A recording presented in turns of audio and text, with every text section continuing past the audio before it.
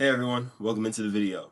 I think I messed up on some of my camera settings. I had some issues with trying to figure out how to clear my SD card. I want to make sure that I'm getting my first few videos done and out of the way because I know they're going to be rough and ugly and mistakes are going to happen.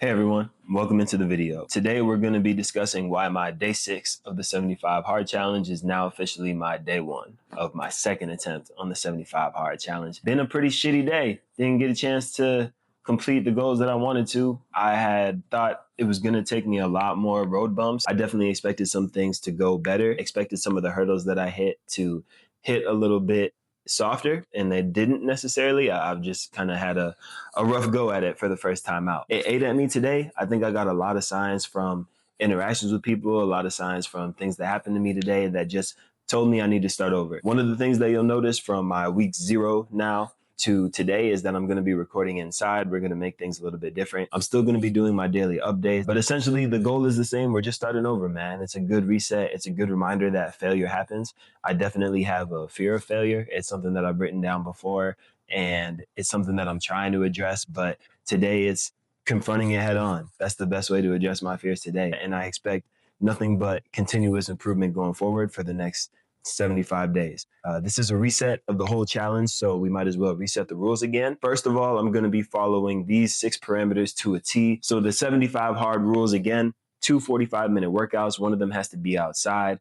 The second rule being to read 10 pages of a nonfiction book. The third rule is to follow a strict diet. For me, I'm going on a vegetarian diet, no alcohol and no cheat or treat days. So that will be going on for the next 75 days. The fourth rule is to make sure that I take a daily progress picture or a video. So for me, it's going to be both. As I'm continuing to build this page and talk more about my experience, I'm going to be doing a daily video, but I'll also do some daily progress photos, even though that's not really one of the goals that I'm trying to get out of this. The fifth rule that I have to make sure I follow is to drink a gallon of water. And the sixth rule is to make sure that I remember what the sixth rule is. What is the sixth rule? That's it. There's no sixth rule. So those are the 75 hard rules. It's not 6, it's 5. I'll fix that in editing. It'll sound a little bit better. But come here, Nova. Everything's going to be just fine. The reset isn't going to bother me. We're still going to get shit done. Until tomorrow.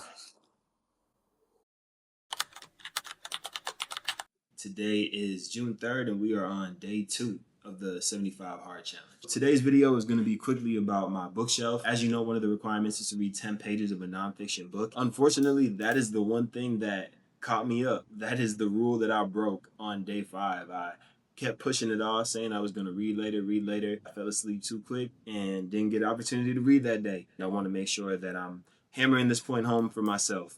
So past self, you really messed up. Future self, you're not going to make that same mistake again.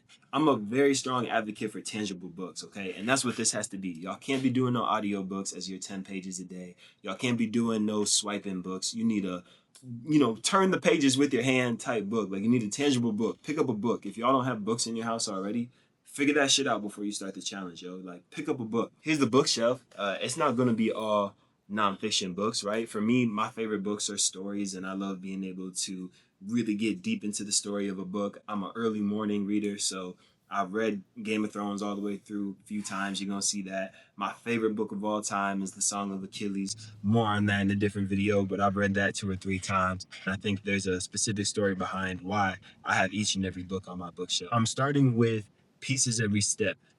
It's a book that I've read a few times, and I even offered it to a coworker earlier this year. That's why I decided it's going to be the first book I pick up for this challenge. Y'all are going to think it's corny, maybe. Y'all might think, how does breathing during the dishes make me a better person? Like, it may not resonate for everybody, but the importance of life through breath is very much a key point of the book. Really making sure that you understand this is the one life we're given. Today is the last time you will see today. Really being in the moment and being present is what that book is about, and it's a great reminder. So you should pick it up and you should get into it, but it doesn't click for everybody. The Subtle Art of Not Giving a Fuck. Elena and I read that one together. Definitely a great read. Shoe Dog was recommended by a friend of mine from high school. Shout out to Jake. He's the one who put me onto that book, and I actually read that when I was living in Portland. That was a really inspiring story. Phil Knight is a great writer, but he's also one of Malcolm Gladwell's outliers. The way the stuff lined up for Phil Knight in his life, everything from the name of the shoe factory that he was able to first get put onto before Nike even became Nike. The fact that he was doing walks by the Kobe River, like he talks about all these things that lined up for him to meet Kobe, Mike, Tiger, and all these other people. And yeah, he's an outlier. His story is pretty amazing, and he did a really great job on that book. Yeah, that's pretty much the bookshelf. I'm not gonna go over every book, but it is pretty cool to know that I have some great books that are coming up that I haven't touched on my bookshelf yet that I'm really looking forward to reading, and I'm not sure if I would have otherwise without the fact that this challenge is making me read 10 a day.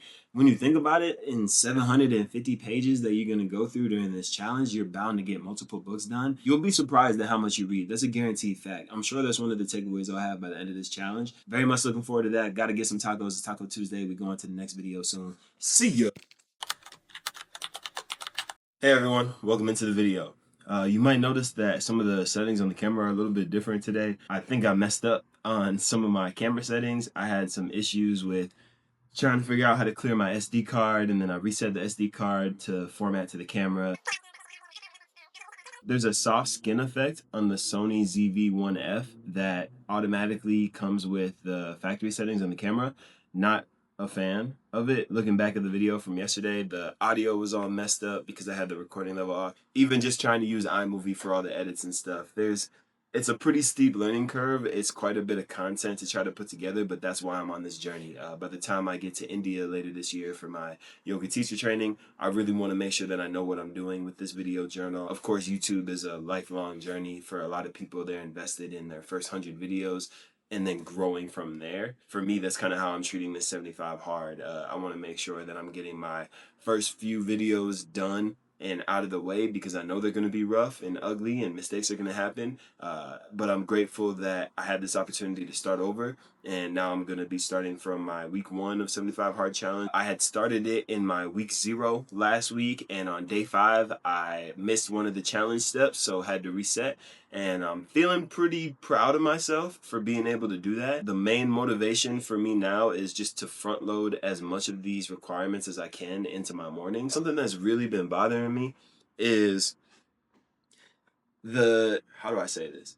It's the difference between excuses and reasons. Excuses are something that people can come up with, you can make up, you can exaggerate, and basically you're just justifying why you weren't able to accomplish something. That's an excuse, but a reason to me is a genuine out of your control event that prohibits you from accomplishing a goal. I've had a lot of reasons to quit this 75 hard challenge. Everybody's gonna have their reasons. I was listening to Andy Frisella's podcast the other day where him, Emily, and the third person are talking about 75 hard and how he was weaning off of his Lexapro during 75 hard. He was going through a shoulder injury.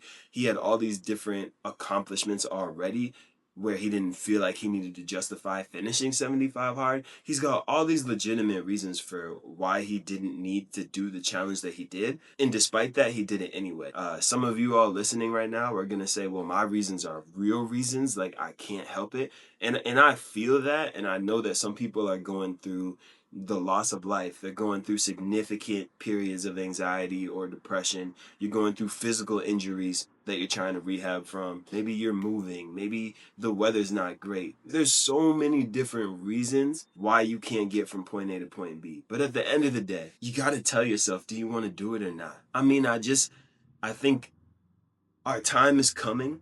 All of us have a limited time on this earth. No one's clock is going backwards. Everybody's clock is counting down to the time where we don't get to breathe again. And I just think that motivation in itself should be enough to prioritize the things that are important to you. And this 75 hard challenge should be important to you if you're going to do it.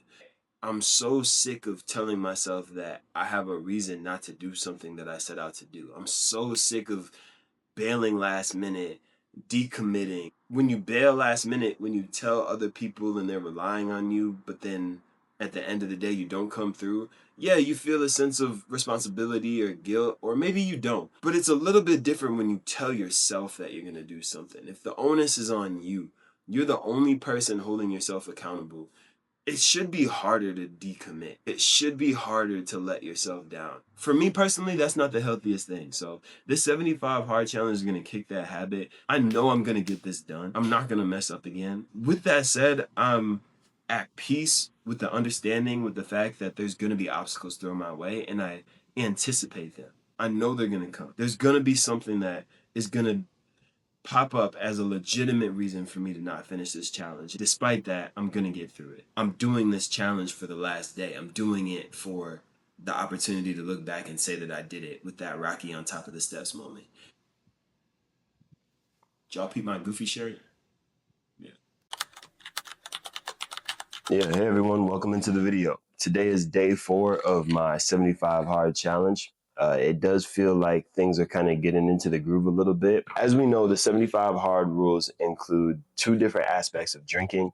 One of them being that you can't have any alcohol during the 75 days, and the other one being that you have to drink a gallon of water each day. For me personally, I think the water is probably one of the easier things on the list, and we're going to start with talking about that today. So there are definitely some money privileges that come with access to clean water, and it's a great reminder that not everybody does have that access. I know there's always the funny like boyfriend and girlfriend memes about, well, you're having a bad day, you feel sluggish.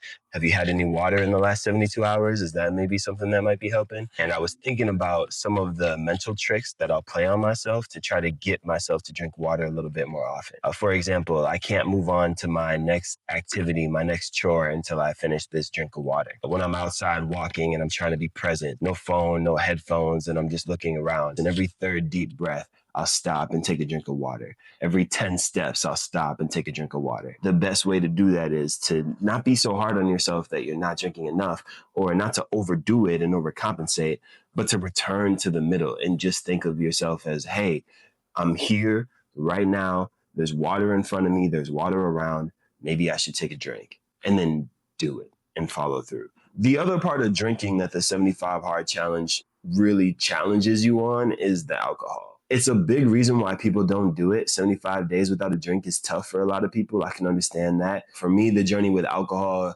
really is just about beer. I love beer. I drink a lot of beer during the basketball season specifically. So when the Timberwolves are on, you know what I'm saying? I have my game day mug. I stick my glass mug in the freezer and I go get a beer from the bodega downstairs. It is always easier to have social conversations with a drink in your hand for whatever reason. As a sociable introvert, I always feel more talkative with a drink in my hand. When we talk about the difference between excuses and reasons, I do think that alcohol is a legitimate reason to not do this challenge if you know that's a different hurdle for you to jump right now. Then that's something that you can address separately before you get into the 75 hard challenge. Maybe just my recommendation. But for those of you who are in the middle of 75 hard, or in the middle through a different program that you're going through, and you're struggling with the drinking, whether it's the water or the alcohol, I really, really just want to encourage you to use some of those mental gymnastics that you can to help keep yourself steady and help keep yourself afloat. I'm not going to be the expert on that, but I did want to share at least my version of it to see if any of y'all can relate. So, hey everyone, welcome into the video. Today we are on day 5 of the 75 hard challenge. My first idea was to create a studio tour review page. The inspiration for that was because I got really stuck at my home studio, which is the one I work the front desk at, but I got really complacent with the practice. I definitely would go to other studios and try them out and get mad because it wasn't as hot, or because the sequence was different, or because the instructor pronounces a word differently than the people at my studio. And along the way, during the studio tour, I was noticing that I'm really bad at reviews. I'm not a critic. I'm somebody who finds the joy in all things and the positivity in all things and in all people. I don't want to be the person who y'all follow along with on your TVs or on your phones to do yoga. I want that practice to be between you and your goals, and really have people understand that if they're seeing videos like mine, they're probably on a journey already, they don't need the motivation to start. They need the motivation to keep going. Really, I think the people that my journey will resonate with are the ones who already implemented yoga practice into their life somehow, and they're trying to expand. Today, I wanted to make sure I had some direction about where I'm going with this and why it's being posted on YouTube. And it really comes down to the name Jordan Yogi and wanting to spread the yoga mindset as far as I can.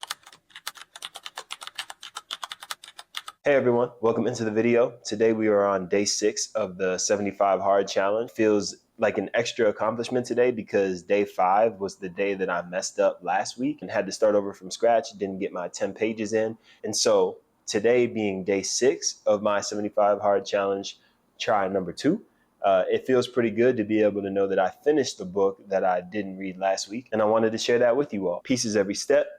This is by Thich Nhat Hanh. I'm not sure if I said that right. I know the first word is pronounced Thai. It means teacher. It's a book from 1990 something, 1991, I believe, was when it was first published. In this situation, I did read it cover to cover. I think there will be a couple books during this period that I don't necessarily read cover to cover. I'll go and make sure I get my 10 pages in. If there's a book that I'm just not vibing with, or if I've skipped around a little bit and it's not clicking, I never feel stuck. I never feel obligated to stay in a book longer than I have to. So I kind of get what I need from it and continue forward. This book is divided into 3 sections, and I thought it would be great to give just a little spiel on each one and kind of talk about a page or a passage that really resonated with me in each section. Part 1, we talk about breathe, you are alive. Trying to find ways in your busy life or in your busy home where you can implement breathing as a regular practice. Yes, it's something we do all the time. We do it every day.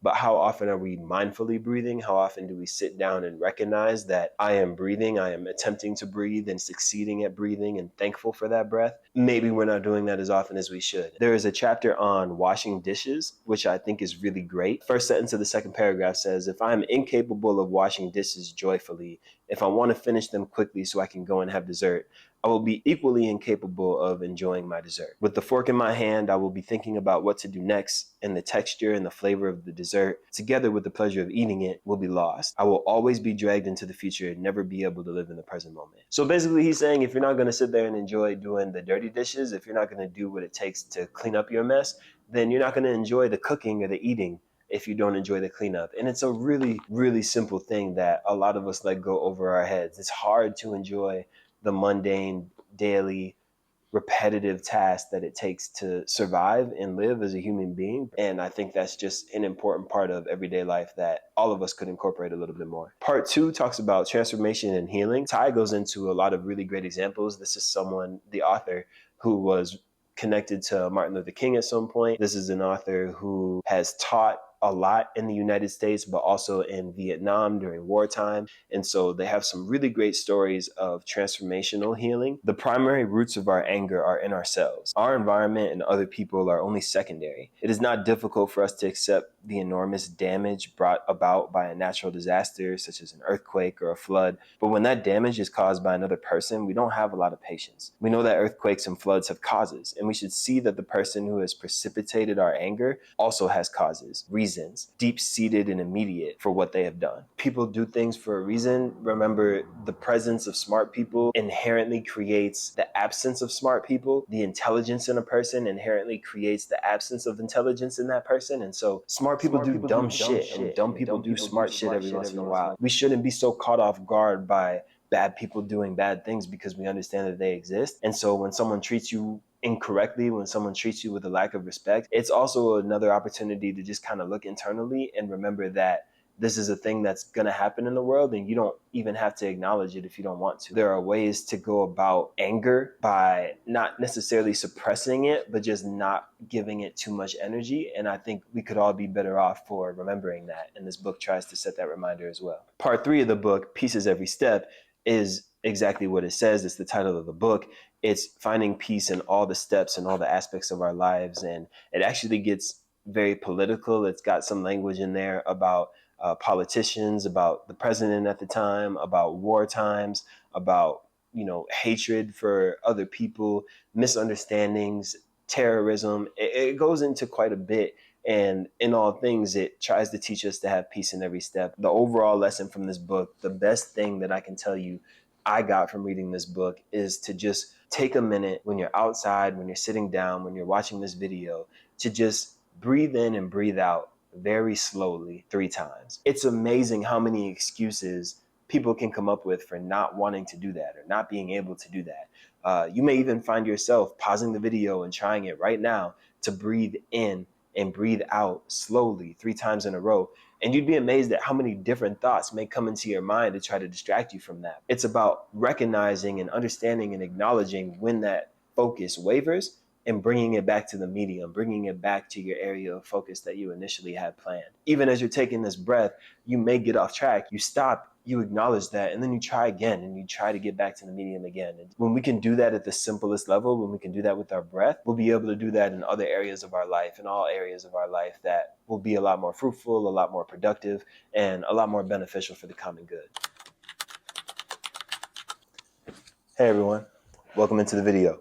This is day 7 of the 75 Hard Challenge, and we're doing a 1-week summary recap of what we've done so far. We are on day 7, but as you may have seen in the past videos, we had a little reset, a little setback. That restart was a great way for me to hold myself accountable, and I'm really proud that I had a chance to start over as early as I did.